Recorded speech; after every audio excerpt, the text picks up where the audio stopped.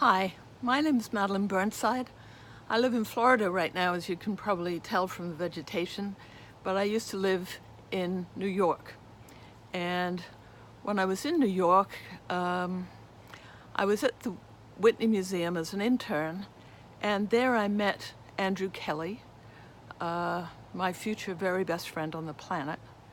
And at the time, this was 1975, Andrew was the lover of Mehlli Gobhai and lived in Mehlli's tiny little walk-up, rent-controlled apartment in Manhattan. And we had a lot of great adventures there. The one thing that I really want to say about Mehlli was he was very welcoming to all of Andrew's friends, but Andrew and I both feel that he really cultivated the friendship between us two. I think that Mehlli probably liked me somewhat because I was a Londoner. I'd only lived in the States for 5 years. He'd spent a lot of time in London. So we had, despite our age difference, we had some things in common, some references, some remembered bus numbers, some experiences, some jokes.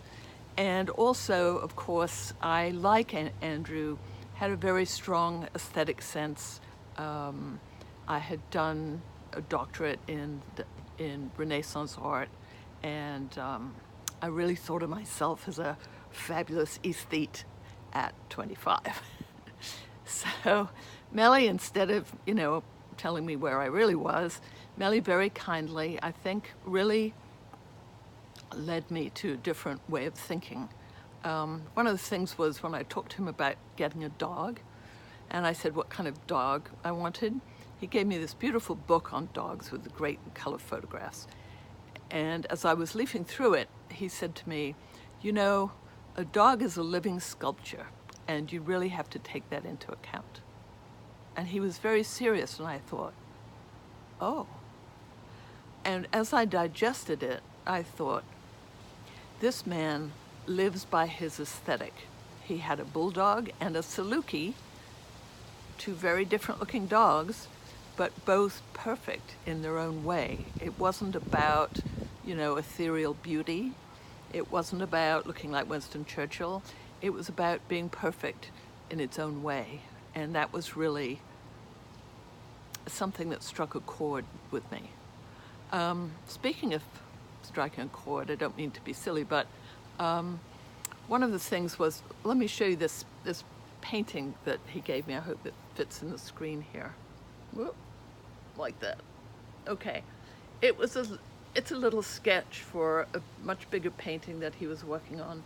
And he talked to me about what the lines meant. And just think about it. In abstract art, most of the lines you see are simply there for aesthetic reasons, which they certainly are here. But he had a meaning to those lines. And one of the meanings was this kind of piece of string that I now wear around my neck. He talked to me about Indian art and about when you look at a torso of an ascetic or a young male practitioner, you'll see their chest bisected by a piece of string. I wear mine around my neck. It's just the style of the 21st century. I don't know what to say about that. But anyway, I had never thought about that. And he really, he got me very interested in tantric art, in Indian ancient abstraction. I had never seen anything like it before. This was mostly in books, but it was also in things that he brought back from India.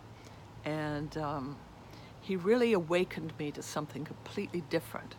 And through the appreciation that he developed in me in tantric art, I became very interested in what the symbolism was. I'd always been interested in sacred geometry, and kind of made sense.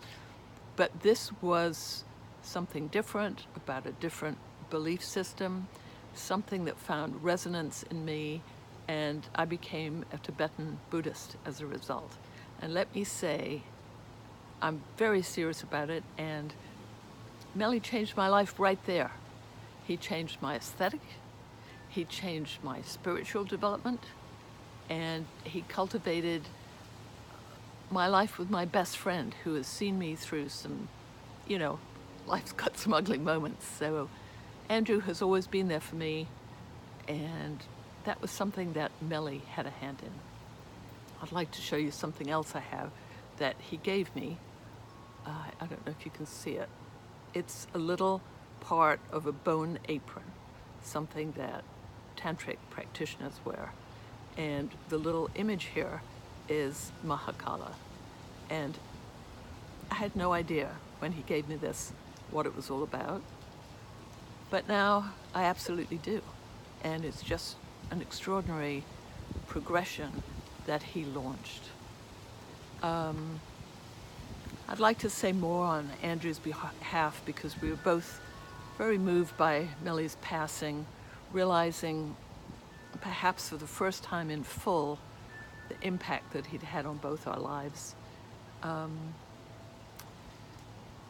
It's very difficult to look back on friends who were there and think about them not being there, because since I was 25 years old, Mehlli was always there. Sometimes he'd call me from Mumbai. I'd go see him in New York when he was there, but that's a long time ago, probably the 80s. So I don't know. I'd just like to say, Mehlli, I love you.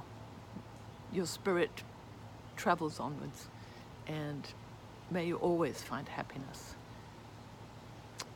What a great person. Thank you for everything. Love you.